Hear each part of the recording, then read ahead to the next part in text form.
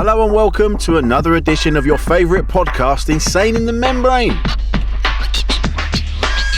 Insane in the Membrane. Hello everybody. Welcome once again to another edition. Lovely to have you back. Thank you for listening to us. We were checking the numbers a little while ago. Good numbers, man. Good numbers. Thank you very much. Do keep, please, spreading the word. We love everyone listening, but we'd love some more people listening. So if you could do that for us, that would be fantastic. Thank you to our wonderful patrons as well for helping us keep the lights on. You are doing a bang up job there. Thank you so much. We're going to be doing some things in the new year for our patrons. I know I keep saying I'm going to do this, going to do that, but I'm going to do it. And I'm going to get Mr. Danny Phillips on. Danny, I'm going to do it. I'm going to get you on, all right? I said I'd do it. I'm going to do it. We're going to have a chat. Our wonderful patrons, Mr. Danny Phillips, we'll get him on, have a chat. If anybody else wants to have a chat with me from our patrons, do drop me a line and we'll have a chat. I'd love to have a chat with you. Good. So, before we get into it, I do need to do some admin. And what we've got now, we've got our stylish Insane in the Membrane t-shirts, and they are on. They were through SOS Clothing. They're still with sosclothing.co.uk. But those lovely boys, Mark and Stacey, have set up a new website, and this one's called buythatmerch.co.uk. And if you go there, buythatmerch.co.uk. Also, what they're doing now, they're taking care of other people's merch. So on that website, you've got Off the Beaten Track, Stu Whiffin, you've got the Pink Toothbrush, Two Girls, One Podcast. They're on there, and it's all there, everyone's merch. And what they're doing now, they've got this brand new equipment installed in their warehouse, and it's state of the art. This stuff is massive. It's so great. They're starting to do the merch for bands and comedians and all that. So if you're listening to this and you need some merch, drop those boys a line. Go to buythatmerch.co.uk. Tell them that we sent you, and they will sort you out. There's no middlemen. There's no mucking around. No hidden fees. You get what you're given. You get what's there. It's all in front of you, and they will sort you out. They've got all the equipment, and it's good quality garments. As I've said before, it's ethically sourced, vegan friendly. They really know what they're doing, and they're really worth getting behind. So it's buythatmerch.co.uk. Get onto that. They will sort out all your merch needs. So thank you for that. Do that, and also, like I say, tell them we sent you. And get your limited edition Insane in the Membrane coffee beans from wogancoffee.com, based in Bristol. Lovely Bristol, where my sons live.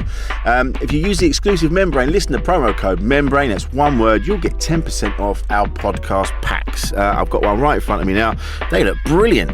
It tastes nice too. It's Colombian and Brazilian blend, 100% specialty Arabica bespoke blend. That's what you'll get. So do that. Go to wogancoffee.com and use the promo code Membrane, one word. You get 10% off our podcast packs.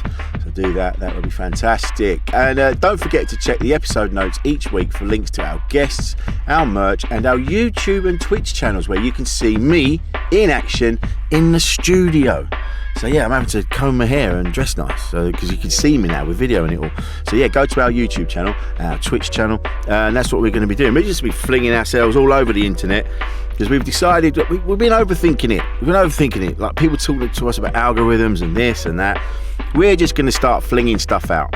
So you find it, see it, we'll keep flagging it up. Find me on the socials. I am Rich Wilson on Instagram. We've got Membrane Podcast on Instagram, Fembrane Podcast on Instagram. We've also got the Tuned Up Time Machine on there. That's mine too. We've got producer Paul.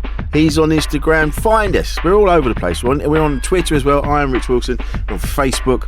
So just come and find us. Let's link up. We'll send you loads of good stuff. We'll have a bloody good time. So let's get on with the episode, shall we? I'm chatting away, doing all the admin. I think that's the admin done. Our guest is Chris Martin. Now, no, wait, not that one. And he does say that on his socials. Chris Martin is a damn fine comedian, damn fine man. Currently based out in LA. I've known Chris a few years, and we'll talk about him coming on for ages. I mean, thought we couldn't quite make it work, but now we have, and I'm so glad we did. The guy's brilliant. We had such a good chat, talking about what it's like being out in LA whilst all this sort of COVID nonsense is going on. It was a really good chat, really funny. He's a lovely guy, and we really got stuck in, as we always do. He's top dude. So so tell you what, let's stop mucking around. Coming up in a minute is Chris Martin. A podcast from producer paul.co.uk. So we were talking about Thanksgiving. It's Thanksgiving where you are. Yeah. And like you say, it's a tricky one to do you get involved or do you not? But you sound like you're getting involved. I'm getting involved. With your vegan food. Yeah. I got involved. I made a vegan nut roast, which is my trademark holiday. My issue with Thanksgiving is it's two of the most similar meals on the planet a month apart, right? This then Christmas. It's literally the 25th day. It's going to be a month apart. And then you kind of, you shit on Christmas dinner a little bit a month early. They need to space them out. That's my one note to America. It's my one and only note that America needs to change. Everything else is absolutely perfect. So what is it about this day? Why is it this day that's Thanksgiving? Do you know what? I thought of that yesterday because it's always, I think it's the last Thursday of November. And I've never quite got, Easter does the same. I'm not up for these. Just give me a date. I'm a person that likes structure. 25th of December. Jesus was born. Definitely. That's Christmas. Yeah. But now it's the 25th for Thanksgiving. But then last year, I guess it was the 20, how does dates, was it 24th? I don't know. But why pick the day of the week and not pick the date? But maybe there was no official date of, what is the thing again? It's quite troubling, isn't it? Yeah, I think that's what it is. Yeah, it is quite troubling. What did they do? They give thanks for stealing the land? Is that what it is? Sort of? Something like that. Yeah. So, I don't know. Now, when you really look at, that's the thing, innit? These things that have been around for years. When you start looking into them, as we all do now, you kind of go, oh shit, yeah, we shouldn't be probably celebrating that. Do you know almost all phrases I've learned, not almost all phrases, but a lot of phrases that you say are not grandfathered in racial undertones, bad, racist, there's a racist connotation. Really? Almost all phrases like that. I keep learning, I'll say something and someone goes, you can't say it.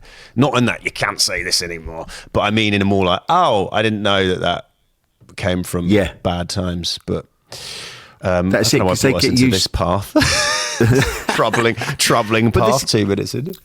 But it's all it all adds to this sort of the mental health conversation where these phrases have been around for so long and are used so freely that they lose the actual meaning. So you just don't even realise what you're saying half the time. Yeah.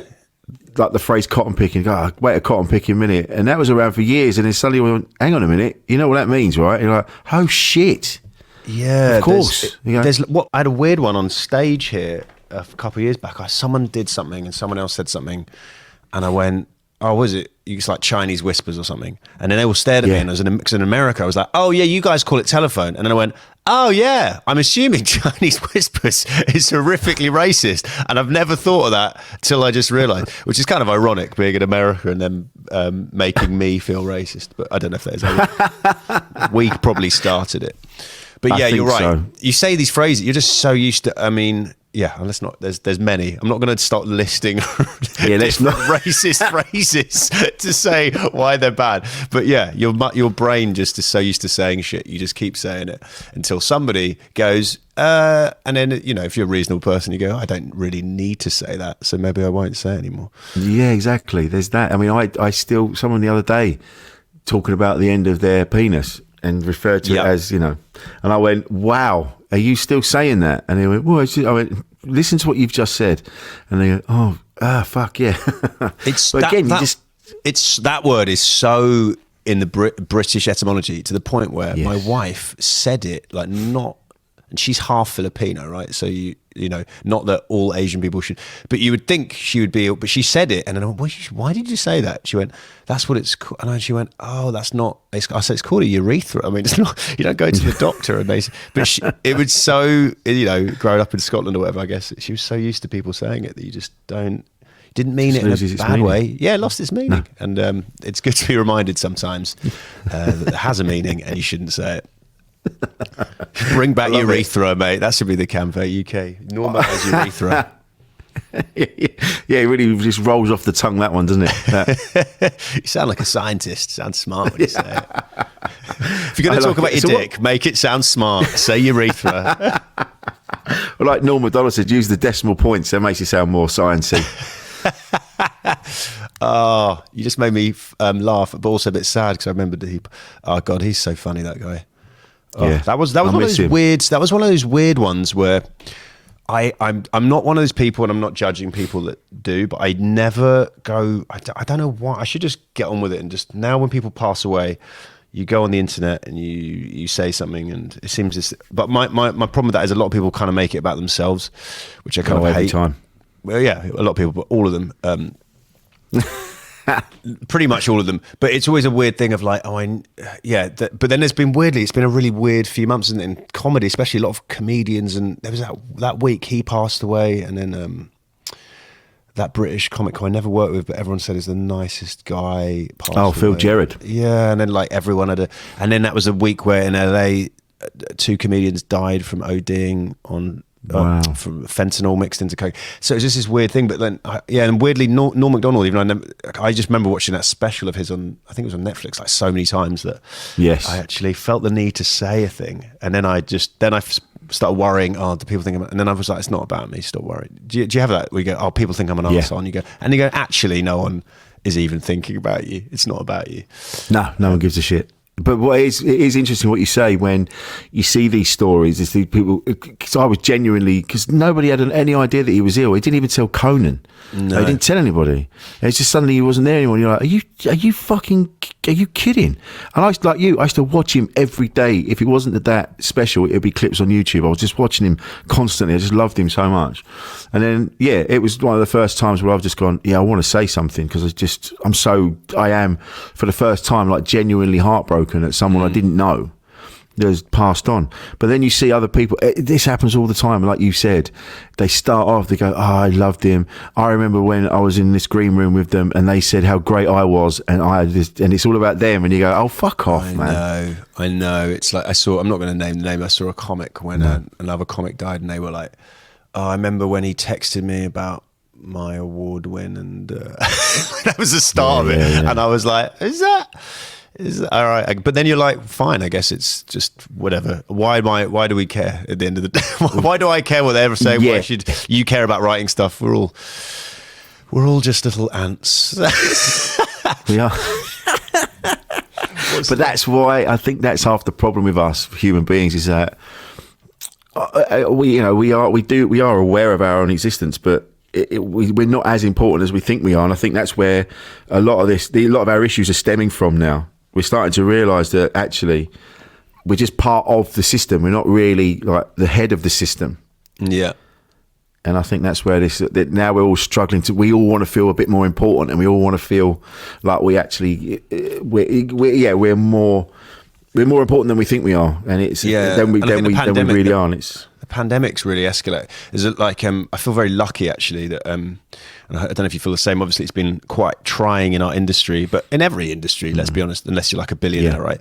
So then you go, you start freaking. Then you go, actually, I'm still lucky because whatever happens, what's happened financially in the last 2 years, and then stuff's looking a bit bright. But either way, still going to get to do what we love. But a lot of people have been, and it's difficult. It's like a double-edged sword. It's like this pandemic's shown you, self-care and like worry about your time. But then some people are like, start quitting jobs and going into shit, and they aren't ready to go into the shit. And then I'm just worried about those people where they're like, I'm gonna just, and I go, I think absolutely, like, pursue. But a lot of people I think are I'm just quitting and I'm gonna pursue something different, but I haven't actually like worked enough at it or figured it out. So then I'm worried for these people, is what I'm saying, Rich. Does that make sense? Like, I want people to pursue their dream and do what they love, but I think it's also I recognise anyway, I don't know if you do, I'm very, very privileged to do a thing that I love. And it's like, what percentage of people in the world actually get to do something they love, really, do you think? Well, this is it, man. This is it. If I'm really lucky, like you've just said, we're very lucky to do what we're able to do. We are good at what we do, and we're lucky to be able to do it. What is amazing is if I turn around and said to you, I'm going to be a Formula One driver. Yeah. And you'd go, I don't think you should. This ever. I mean, I'd like to see what happens in a perverse way. So you just turning up to what's that, Silverstone? All right, any spare cars I can take for a spin? You just rock up in an ill-fitting fire suit, just gaffer taped around my wrists and ankles. I've bought a helmet. I've literally got all the gear and minus no idea what goes on in. That'd be fun. At that point, you'd have to go, Richie, let's have a word. I've got a bad feeling about this. But this is the thing with other people, because you want to say, yeah, you know, explore your dreams. You want to, fling yourself out there. But sometimes you look at people and go, okay. Yeah. You know what I mean? I think it comes down to the idea of, I've said this about, and this is not, again, I'm not trying to judge it, but there's a lot of people who love the idea of something and not the reality of something. My friend, actually, we were talking about this the other day, she made me laugh. She was like, I really, at one point, thought I wanted to be a gemologist, whilst she's a writer, and she was like starting as a writer, but she was doing like a job in a bar, and she went, I want to be a gemologist, which is like, because I love precious stones. I think she thought you could do like a course to like have that as a part-time job. It's a 7-year like program to become one, but she realized that very quickly and was like, I can't. Most things, if you want to do it, you have to just work so hard. I don't think there's very few things apart from maybe influence. No, that's not even true. If you're an influencer, you work hard at putting stuff on the internet. I don't know if you've tried to regularly upload stuff. I try to do a TikTok, almost like 4 TikToks a week, and I was like, this is mentally draining, and I don't want to do it. So no, I think you have to, if you want to do a thing you love, you've got to work, just got to do your it. ass off. There's no shortcuts, really, I don't think. No. Well, I know the influencer Poppy Adams. Yeah. And her she just has to record every single thing she does. I can constantly. I can't do that. And you I have trouble plugging this show. I know that feeling. Because do you feel the same as me? It's going back to what you said earlier. Again, overthinking it. I'm like, I don't want to put this online because people are going to think I'm just so boring plugging stuff. And again, no one, but probably no one cares. Again, probably there might be the odd sad person that it worries them a lot, but I'm sure most people. But yeah, I feel like I'm crowding someone else's timeline with my stuff. Yeah, I think that's exactly it. I just sit there and I go, not, because people keep go, you don't plug enough. I'm like, I plug every day. They go, you don't. You've got to do it every 3 hours. You got to do it, and it's too much, man. It's annoying though, because people that do that, you like to go, yeah, but it doesn't matter. And then people that do that actually do very well, and you're like, it does actually work. That's almost more annoying when you're like, it does work. It does work. It does work. I wish I could kid myself that it makes no difference, but there is solid evidence that backs up that doing. Do you have a feel like do you have this as well? Sorry, this is your podcast, but I'm just no. Go on. How do you feel about asking people? So this is not to, again, I'm feeling awkward. I'm not trying to plug, but I've been recording a podcast with your lovely producer Paul. Hi, producer Paul. Oh yeah. And I've had to get guests on, and I really hate. I feel anxious when because you always feel like you're asking for a favour, right? Because it is essentially, there's not really much upside unless your podcast is humongous and then like Joe Rogan or whatever. But I just I dread it. I'm like, text them or email them, and then you're just like, oh god, I want to jump out of a window as soon as I do it. I'm like, why am I even doing this to myself? I have bursts of where I'm just like, come on my podcast. I'm having a confident day. I'm like, come on my podcast. Yeah. And most of the time I'm like, I mean, Paul knows this for a fact. He's like, have you asked that person? I'm like, yeah, I'm just building up I've just got a way I've got to do it. I don't want to, and I'm just, because I think as well, because this is sort of seen as it's a mental health podcast, like the jumping off point. So as soon as people hear that, they kind of go, I don't know if I want to open myself up in that way. Yeah. So there's a reticence to sort of jump on, but yeah, I get it, man. I fold in half, cringe in half. And then you shouldn't, and we shouldn't, because at the end of the day, I'm trying to like say this for both of us. Like what's the worst thing? They just go, oh no thanks, or they don't reply, and then actually you know, we're so used to in this industry, you forget like actually quite tough. You know, how many yeses do we get generally that we want out of the amount of things we try and go for? It's like very small. So really just asking. But I think when you know someone a bit and they're like a mate and you're like, I don't know, that's something about that I feel like is worse. Like, hey, hi mate, can you come on? Like I haven't spoken, we haven't spoken in ages because I've been in another country, I guess. But you know, a bit of me is like, maybe we should have gone for a dinner first before we did the podcast. He's into it. He's into it.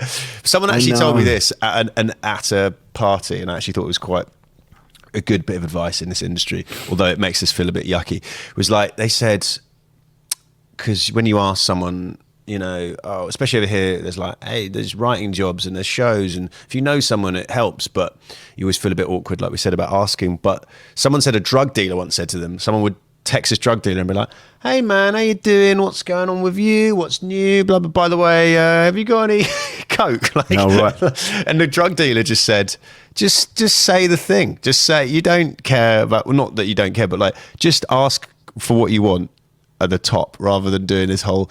And I think there's actually not. Yeah. It's not because you feel like I've got to do this whole obliging, but almost there's an in between. There's like if you're genuinely having a nice catch up with someone, that's great, and then you go, oh, by the way, actually, here's the thing. But if you do the like catch up by numbers, 2 questions, and then here's your point, I think that's worse than just going, hey man, don't suppose you'd like to do my podcast? And then someone just goes yes or no. But yeah, I just thought have the drug dealer mentality to I think just so. get down to business. I think, and the same with asking to go on podcasts as well is, because there's a couple of and ages ago they even said, come on the podcast. I was like, let's sort that out, and then we never did.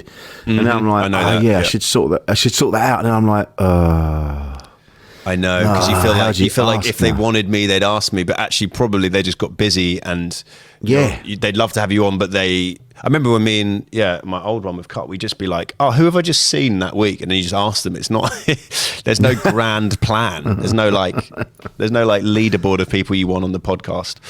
But I know that feeling. I just like, I should be asking.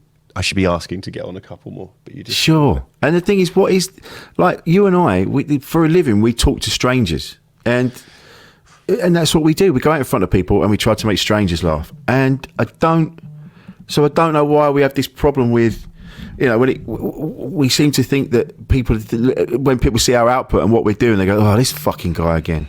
What are we worrying about? I know. It's ridiculous. Yeah, I've been recently I've started trying to be a bit more like, none of this matters. Like I'd go back to the ant thing, and not in some super nihilistic way, just like, you know, when a few things have happened, and I know this is like a sharing podcast, but I can't fully share the stuff because of the person involved, but some health stuff's happened to some of my family, and then I'm like, oh, none of this matters. Who cares? You're just like, you're just like this. Like it's like with this stuff, someone might not get back to you, they do, it doesn't matter.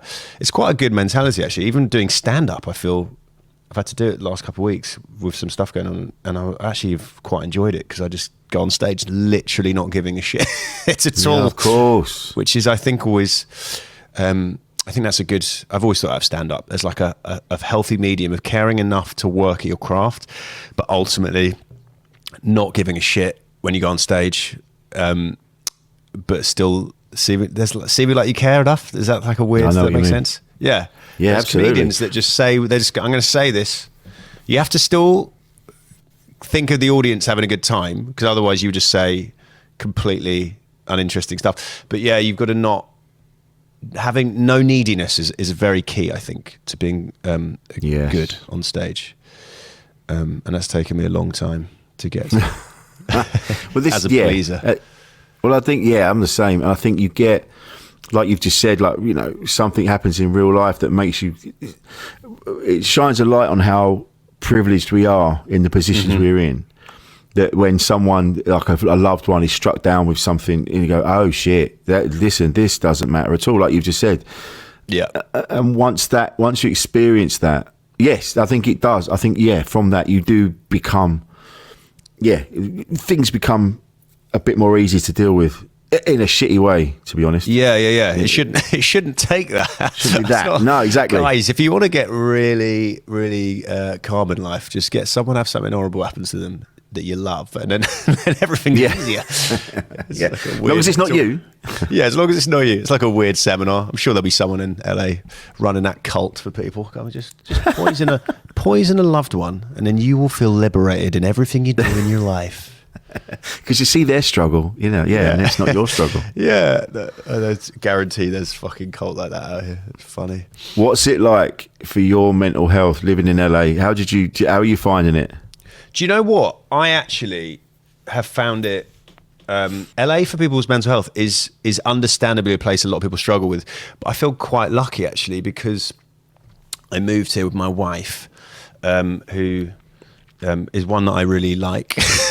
I know it's very fashionable in comedy to talk about your wife being annoying, but no, she's like my best friend, and we write together and stuff. So makes it undeniably better because everyone talks about how hard it is to make friends and all that stuff out here because it's not an easy to get around city, and you can get very obsessed with your career and stuff. But weirdly, I find it in the career side, I found it a bit easier mentally than the UK, because in the UK I found that it's quite a narrow funnel of stuff you're supposed to do to be the perceived successful comedian. Does that make sense? So like, yes, when I was, it's like get on Mock the Week. Now have an Edinburgh about either something really crazily personal or something really out there, and then if you have a good Edinburgh, then that's good. Then you might get on Mock the Week, and if you get on Mock the Week, you might do this, or you might write a sitcom, even though doing an Edinburgh show doesn't necessarily mean you can write a sitcom. Kind of weird UK. Go to Edinburgh. It was always this very weird,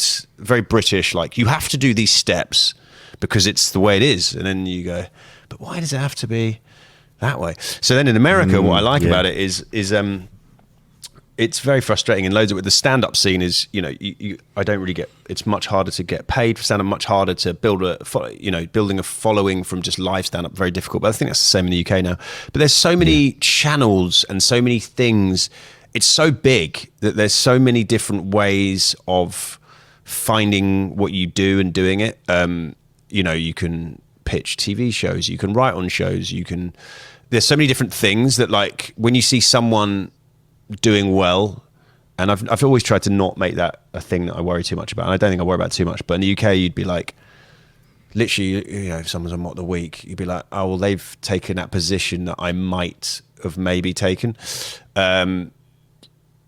just demographic wise or whatever. Whereas over here it just doesn't matter. There's so many different ways of doing things that side of things hasn't bothered me, which is great because it's so unhealthy to care about what anyone else is doing, really. So, oh man, it's funny over here because at the minute, I feel we're still having a problem with ageism, and that's across the board, not just in our industry, but just in life. People seem to think that you get to a certain age and you're just not relevant anymore, and I know it's always about new and young and fresh, and you're like, well, there's still people. There's people that are my age that were old ravers, and now they still want to go out, they still want to have a good time. Yeah. But no one's catering for that. And it's like, what we're supposed to do? Just trundle off into the sea? It's weird.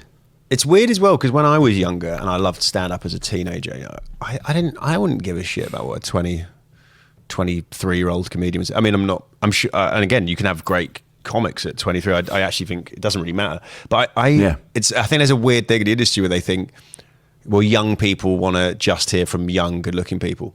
And actually, it depends. Like, I used to love The Office when I was 16. It's not aimed at a 16-year-old, The Office. It's just a guy being, it's a show that highlights a really honest truth that spans all generations. Partridge, the same. Like, I think, certain comics, I think someone being genuine is actually just very appealing to any age. Bill Burr, what is he, like, in his 50s now? He's funny as fuck, but he's like being authentically him. And I think, I'm on 35. So yeah, I used to love him 10. Yeah, I think there's this weird obsession with young and hot, and definitely on a certain level, I understand like young, sexy shit sells. But I think in stand-up, I'm just like, no, I want to see someone, Mickey Flanagan I used to watch when I was starting out. Yeah. It's fucking hilarious. And you're just like, these people, Zoe Lyons, all these people, they're so good. And when they're just being authentic, and that's the thing that I think sometimes gets a bit lost in this industry.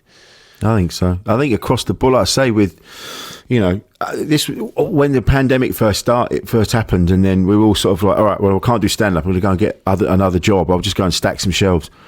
And the amount of shelf stacking jobs I got turned down for. Really? I'm like, what the fuck? I'm like, I just need to just give me a job, and I genuinely think it was because of my age. And I think loads of people struggle with getting other work now because they're older. For some reason, I don't know what it is. I don't know if they're seen as, maybe they're not as malleable as young people. I don't know. I know that I wouldn't want some young upstart in an office telling me what to do now. Yeah. You know what I mean? I'd be like, no, mate, go and get your dad. I'm not talking to you. I'd love a 24-year-old to go bring his dad over to the office to tell you off. Dad, what are you doing right now? I need to tell off one of the dinosaurs at work. And he's a dinosaur because he's over 10 years older than me. So that's how we class. That's it. Yeah. He's 49. That's ancient. Yeah. I know that's dog shit though. Why can't, the shelf stacking thing, that's very depressing that is a reality. Yeah. I once didn't get a job as a shelf stacker when I was a teenager, if that makes you feel any better. I filled out the form so badly for Sainsbury's. I think they could just tell I didn't want the job. They were like, this guy's heart's not in it. This guy's been told to get a job by his dad. He's crossed out 4 things. He's basically written help me in invisible ink on the application.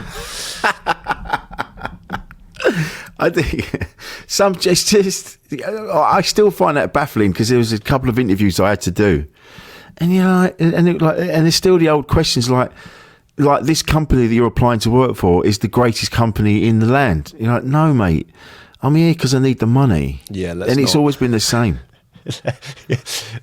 Why are we doing this dance? No one believes that. You know that even the fucking manager of this area, if he got offered more money by Tesco, he'd jump ship from Sainsbury's to Tesco. He's not. There's no one like kissing the badge.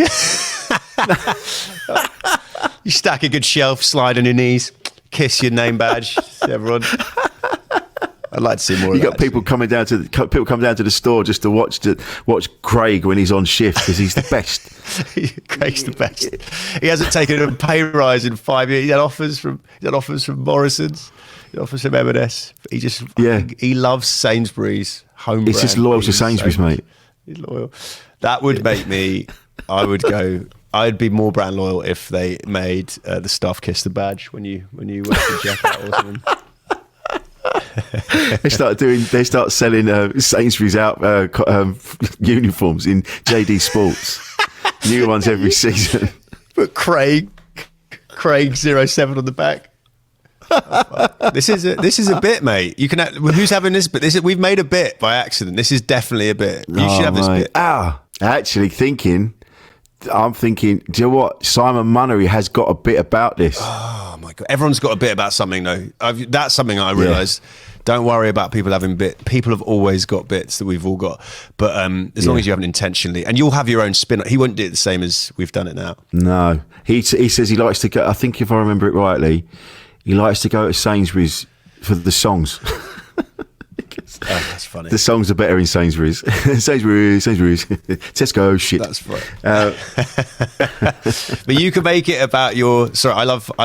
My favourite thing is I hate stand-up wise at the moment. I used to my 20. I just get up every day and I try and write through it. Now, because I do more writing of scripty stuff and all that. That's my actual work, and then I just stand up is the best thing. Is just chatting to people and coming up with it is the best way of coming up with stand up. But I like coming to stand up for other people because then I don't have to make it perfect. I can just go, hey mate, that's funny. Just deal with that. You can finish it off. Just do that, mate. Just do exactly what we just said in that spontaneous way. We just came up with it, and it will kill. Yeah. But you should link that to the not getting a job in Sainsbury's, and then that question. I think that's really funny, and that's different. Yeah. Well, I've got a bit. I've got the bit that the bit is that, when you get there and they go, so why do you want this job? And you're like, what the fuck? Well, because I really like tins and I love dog food, and now here I am. Yeah. Now you got to add in. Idiot. There's no Stephen Gerrard at Tesco just like there till they die. That's funny. Get it in there, mate. Yeah, I want to progress. I'm holding you accountable to this. I'll video it when I do it and I'll send it to you. Please. And if it doesn't work, it's nothing to do with me. It's all you. Classic. The old But classic. but this is the thing, and the more people are struggling now because more and more jobs are becoming automated. Mm-hmm. So you end up like, what are you going to do? We can't all get jobs fixing the robots. So what are we going to end up doing?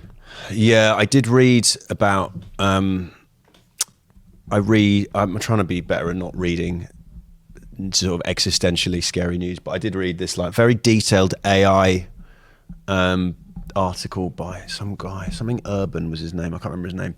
Anyway, but it was like the machines are going to, but just like so many jobs are like going to be. I mean, again, we're a bit lucky. I think it's quite hard to automate talking shit, luckily, in the near future.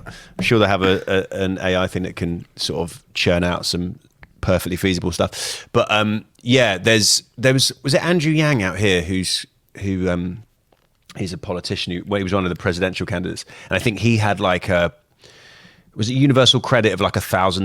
I can't remember what it was, but there was a universal credit pre-pandemic, obviously, when he was running, I think, before he got knocked out. But it was like he'd accounted for AI and automation taking over. But again, with all these things like climate crisis, all these politicians that get in and it's all, what can they do in like 2 years rather than the next 10. But you're right, that's the problem. People need to automate proof their careers, which is going to be hard. And this is it. But I was even reading about is it Jet Li or somebody like that? The reason he stepped away from the Matrix films. It might not be Jet Li, it was someone like that. Because he's got all these moves that he's been working on over years. It's like his life's work. Mm-hmm. And then when it came to the Matrix films, they were going to video him in the sequels before this one has come out now. And he said that they were going to record him doing that, and then they would own those moves as intellectual property. And he's like, no, he goes, I've worked on those for years. And then what? Then they can take those moves and then superimpose someone else's head on it. That's so Hollywood. They would do that. Yes, and he went, nah, I'm not doing it. Yeah. That's so Hollywood. Yeah, that's hilarious. That some like corporations like, we're gonna own karate chop at a 28-degree angle, followed by knee to the kidneys. I mean, you can tell my lack of karate knowledge there. That I've named two things that I don't think Jet Li's invented. I was going to say jumping through a stepladder, but that's Jackie Chan. That's Jackie Chan. He loves that. He loves jumping through stepladders. That's funny. That's funny you said that, and that he immediately popped into my head. It's crazy, isn't it? But that is the thing. That's what even on that level, they're like, no, you're not doing it. So even that would become automated. They wouldn't even need him anymore. Oh, yeah, that's depressing. So how are they going to do that with us? What are they going to own? People start buying it. No, you can't own a joke. You can't own a joke. That's actually proven. That's like annoyingly sometimes when they get stolen. The person that's hard to prove, isn't it? Well, you have to. Who came up with it first? Yeah, don't they? People always try and do these lawsuits and it never works. Annoyingly, really, when it's clearly stolen. I'm sure that's what's happened with a couple. Isn't there some British guys going through that? And isn't there some? Then right as we speak, there's they're in a legal couple battle. of them, and and both the jokes are, they're word for word, and you go, well, that's, and like of course it must be so frustrating when you've like Jet Li or whoever that was, that they've put their life and soul into that, and then someone else just goes, I'm going to have that. I just hit a button and just say it was Jet Li, so but I'll take myself saying this out. No, that's fine. Keep it in. I like it. I wonder what we'd see. This is what we'd be like if we automated producer Paul. I mean, Chris and I would be fucked. Yeah. It is Paul just confirming facts for an hour. That would be good. Rather than us just speculating. It'd save everyone a lot of time. It would. You'd just rename me Alexa or a Siri or something like that. Shout. Danielson. Yeah. Paul Danielson. That was terrible, that. Sorry. No, that was good. That was a good pun. I liked it. But this is what's happening with people. They're finding that they're getting, shoved out, and it's only going to end up with 5 billionaires, left, while the rest of us just get sort of punted out. I know. I don't know, to become landfill, and that's, of course, people are going to struggle with that. I know. It's very, it's hard. It's almost like it was probably it was mentally easier back in the day when there was just like a very small pool of job options, right? And then you were like, we'll do these. And then now you're right, all these kind of more manual jobs are going, and then it's like, I still think, then you're trying to get people, there'll be, in the but in further future, people will be like a bit more prepped for like, this automated world and what to do. But the people in the middle now, I can feel, I mean, even my dad, who's like, he's semi-retired, but he's like, you can just feel him just pissed off with the world's ever-changing systems of automation, which is natural. He doesn't understand. The other day, he rung me because he wanted to check if he didn't understand, but basically my mum needed him to check if he was, if the antivirus had been paid for. And he emailed me going, do I have Norton? And I went, I don't know if you've got Norton. Let me go through your computer. And then he didn't have Norton. He had a different one. And I go, you got that? And he goes, okay, cool. And then I said, but just check with your mum if that's good. And then I said to my mum, what's this? I was checking if he's got Norton. She goes, he's such a fucking idiot. She goes, I just needed him to check if he'd paid for a year's subscription to the whatever it's called, AVG subscription. I can't remember what it's called. Yeah. So he just needs to check his bank statement. So then I rung him up and was like, you just needed to check your bank statement. He goes, why don't you just do that? He goes, oh God, that's not easy as well. And then he tried to do that for a bit online, and then he gave up. And then I just went, I think we're good. I think it's good. We'll just batten down the hatches and hope you don't get a virus. Well, do you know what? What annoys me is like I lost my phone. And a very kind man found it, gave it back to me. Oh, but I'd already reported it lost, and so it took me 6 weeks to get my phone turned back on. And I kept going in there, and I kept It took so long. And I kept going in and going, look, there's a bar on my phone, and I need it taken off. And in the end, I was just like, look, you're so fucking worried about getting ripped off. You're not giving a shit about me without having. I need my phone for work, and this is doing my nutting. Because I wouldn't mind if all of these things were put into place in order. It's like, oh, these will help you. This is beneficial for you. But I just see it as like, no, you just don't want to get ripped off. You're trying to make more money. This sickens me. Yeah, and I don't know if that's becoming an old care of you. No, no. I get that. What? Sorry, I need to go more deep. I need 6 weeks. What? Yeah. Can you name and shame the phone company or the phone shop? Who's O2? O2. So they said, hang on, you lost your phone. You got a new phone. Yeah. And no, I lost my phone, and I got my phone back. Oh, you got your phone back, and then you were like, but I've already cancelled it, so now that's crazy. And I kept having to go in, and so the insurance company cancelled the claim, and then I kept having to go in. I went in so many times in different cities, wherever I was going in and going, right, still no phone, I need this sorting out. Then every time they go, oh yeah, we're going to take the bar off, it'd be 24 hours. And then and the next day, no, it's not lifted. I'm like, oh, come on, man. And I was just kicking off. Oh my God. And I was lovely up to a point. In the end, the last day, and the guy just went, yeah, we're going to take the bar off. It would take 24 hours. And I went, that's enough. I'm not leaving this shop until you either give me another phone. There we go. I do like proper falling down moment. I'm getting a mental hard on listening. I love it. I love it when people just put their foot down with these, because they can always do it. It's just they always go, they just can't be fucked, and then they have to they don't care. But if you just like put down your foot, you can make it. And then it works. Yeah, phone. I have the rule of don't swear. Is my rule. Never swear. Until they make you swear. You're like just don't swear, because then they can hang up. And then no, I do try to never swear, but then there's a point where they just push you so hard, and you're just like, fuck. You're bringing me to a curmudgeon-y point I've got now in my mid-30s, and this is very American, and I think in the UK more so. It's kind of a big business thing, but unnecessary middlemen in shit is just. So I think this is so over here now. In the UK, I know there was Deliveroo when I left, and I haven't been back properly for like 3 or 4 years. But there was over here, back in the day when you order a takeaway, you'd call up the restaurant, they deliver it to you. Now these companies like Grubhub and DoorDash have rung all these places, going, we'll do all your delivery admin and all this, and then they fucking get paid 30% or something insane. And so, but if you sign up to us, we'll get you more business and all this, which I guess does make sense because people are online, even though I miss just typing in the name of the cuisine and going direct to source, right? But the problem is when something goes wrong, it's just game over. Like, so they brought the wrong food to our house. This is a few months ago, like the wrong order. So I ring up and go, guys, you brought the wrong order.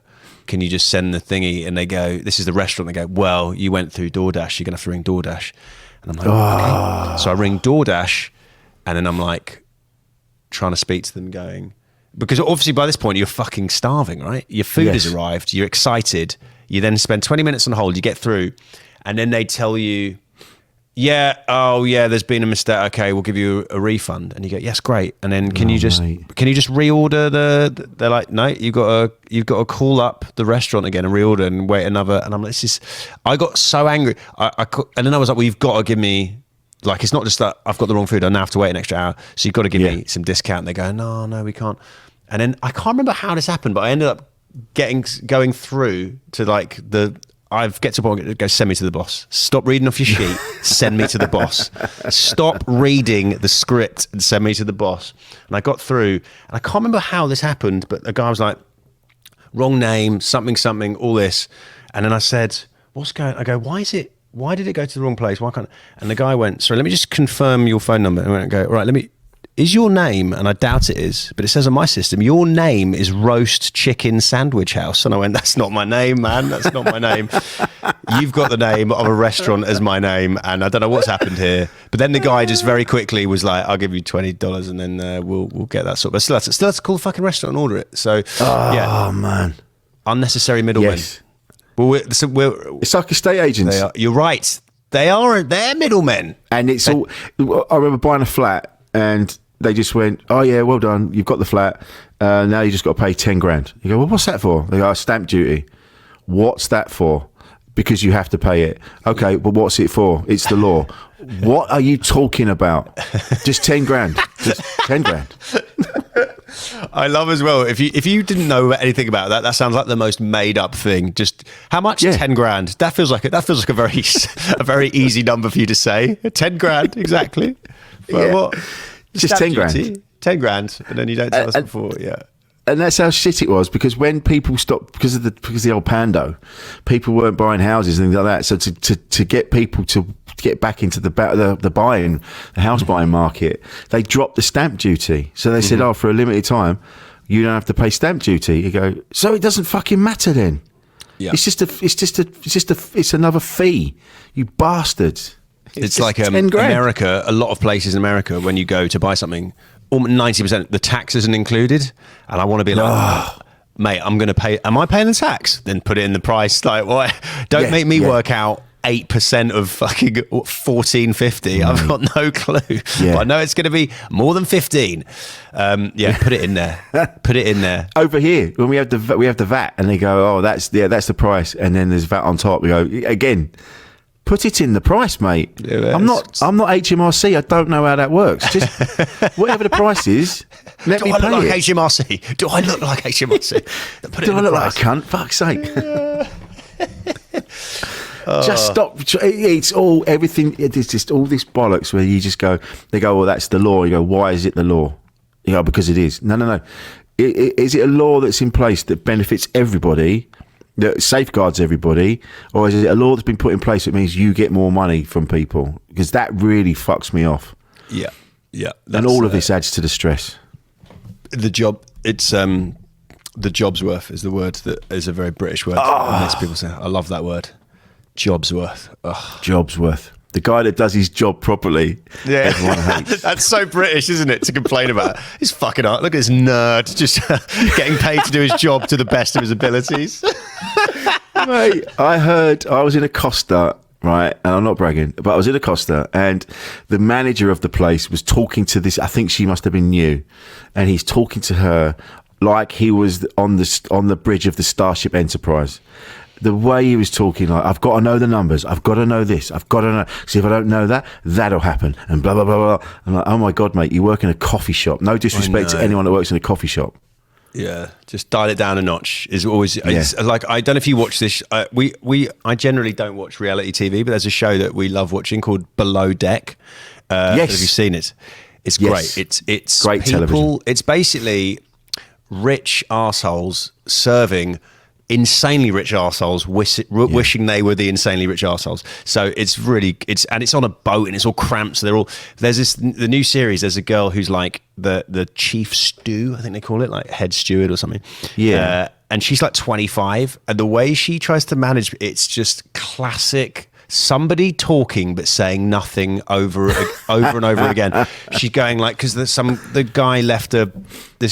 British dude left a bin bag in one of the rooms by accident, and because he was being put between the cocktail bar and and she goes, yeah, so what we need is just like, you need to be like, there needs to be a constant flow, and you need to be upping our game, and I want, and like, if I'm him, I want to be, just tell me in a very specific way what I should be doing at what point, rather than saying this bollocks.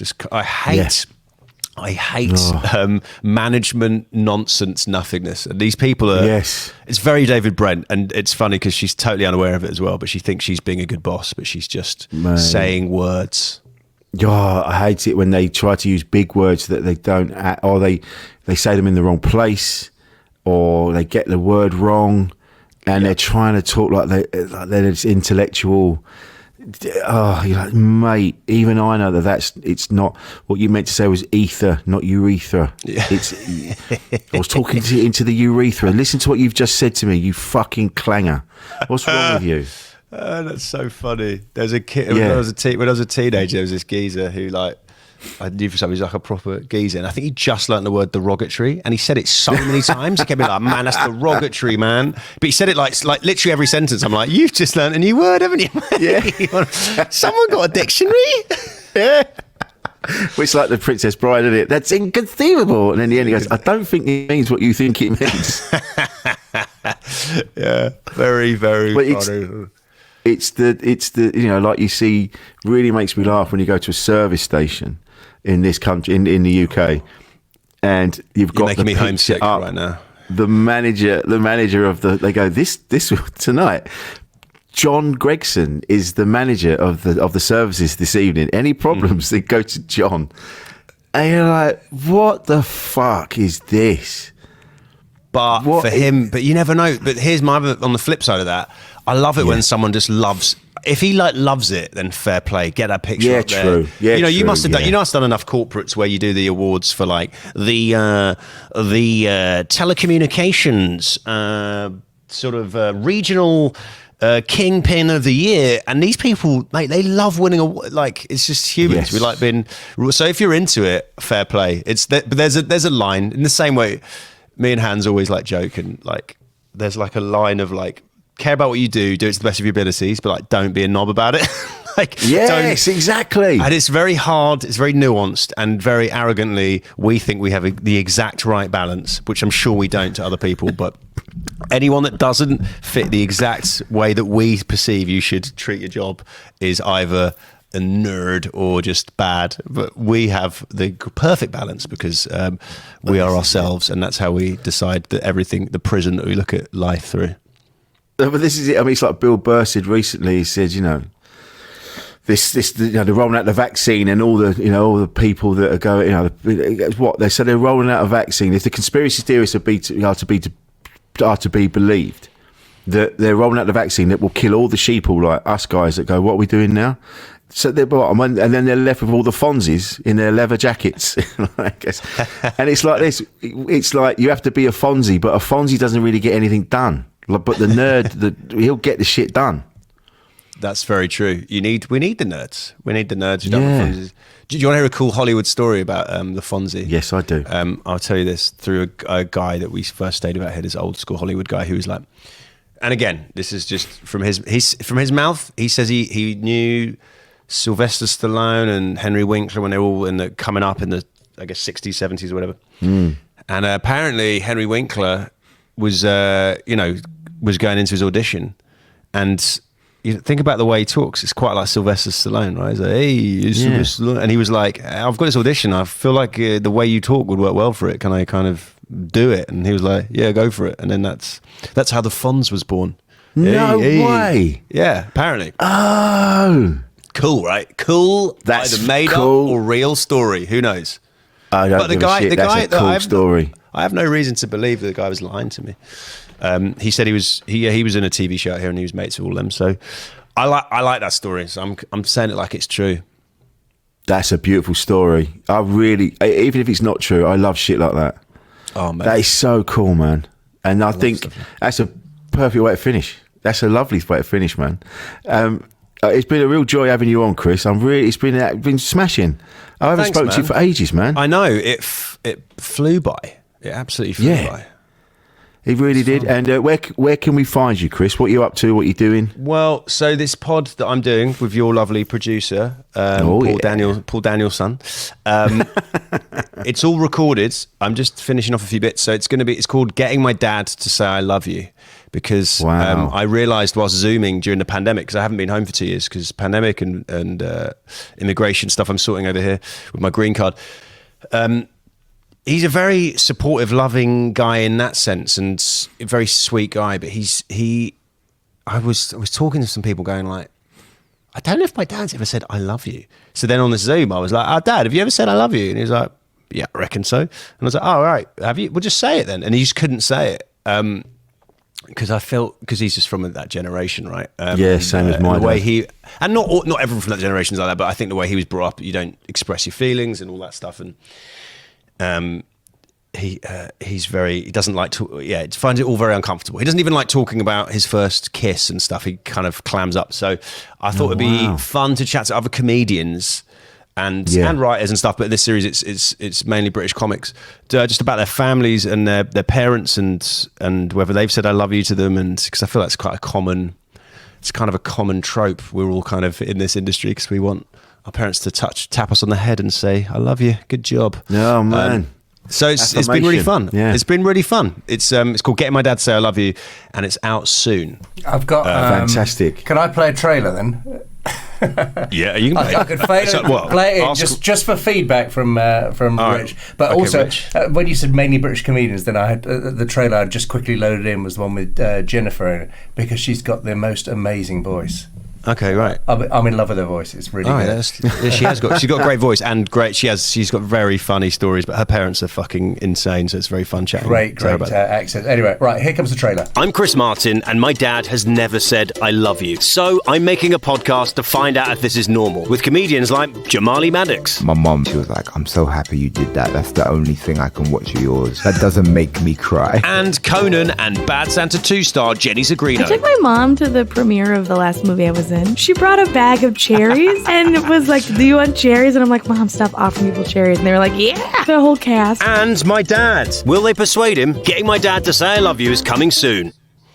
Hey. Oh, I love that. I don't like hearing my voice, but it's my... Dude. It's my on voice, you know, the on, because I do some voiceovers as well. I'm like, oh God, what am I trying to sell? I'm like, I'm trying to sell my own podcast, which is free, so it's not really selling, but... It was really fun. Some really interesting. Yeah, none of us like hearing. You know when you're supposed to record yourself doing a stand-up set and then like listen back. I'm like, ugh, every time. Yeah. But the pod was great, and people so interested, so many like similar themes. And then if this all goes good in season 2, man, I'd love to have you on as well. And that's me actually saying please, it, man. And I will back it up with because I could listen to people talk about their parents for just hours. I find it so fascinating. Oh man, I've got lots to tell you. I love my parents dearly, but yeah, lots to say. Especially on the love thing. But like you say, it's a generation thing. It's a generation thing. He says everything else but that. I know. It's funny. Like, was it Carl Donnelly? He said like his dad never said, and recently said it once. And it was like, it was like as his dad's getting older. And my dad, we're working on him. He does a little top and tail at the podcast, and he's very sweet. He's just, but you're right. They just can't, I don't know why it's like I think it's that man thing, isn't it? Again, it's that, it's a weakness to show emotion, even if it's just like a lovely emotion that makes someone feel really good about themselves. It makes my dad. Now I made a point of hugging my dad now for a long time now. Good. And it took him, even now he know when I'm leaving, he knows that I'm going to do it, and he stands up and he stands with his hands down by his side and he just looks at me like, come on in. I'm going to do it, Dad, and I'm going to do it. I'm going to do it always. You just got to, it's just keep chipping away, I think. I mean, I haven't seen him for 2 years, and I'll be back hopefully in a few weeks now, but I'm going to hug the absolute shit out. I mean, gonna kiss him on the mate. face as well. All that stuff. Fuck. Just get that done. I'm going to start introducing the kiss on the face to my dad. I'm going to start kissing him on the forehead. Or the forehead, Kiss on the cheek. Yeah, I think it's just a kiss on the forehead's great. There's something very intimate about a forehead kiss that it's my child. Just there's something about it. I don't know. That's it. Yeah. That's funny. All right, I'm going to do that. I'll do that as well then. Inspired by you, I'm going to kiss my dad on the forehead. Let's do it. Just gently rub it afterwards and say, everything's going to be okay. You're just shushing him even though he's making no noise. That's Don't cheapen this. Oh man, it's just been great, Chris. Mate, it's great. Thanks so much, mate. I love chatting to you, man. And I'll hopefully see you when I'm back in the UK in real life, mate. You still playing football? Yeah, that'd be lovely. Yeah, I do. I haven't been for a while, but I'm heading back in the next couple of weeks. So great. Yeah, great. and I'm a vegetarian now as well. So get in there, mate. Good boy. Yeah, mate. Good boy. Making some tiny acorns, mate. We're getting there. You know what? I'm not judging anyone that isn't, but I am just saying Rich is one of the best guys purely because of that. So if you're eating meat, I'm not saying if you eat meat you're worse. I'm just saying up your game, guys. Come on, up your game, mate. Loved it so Thanks, much. mate. Thank you. Appreciate it. Appreciate you.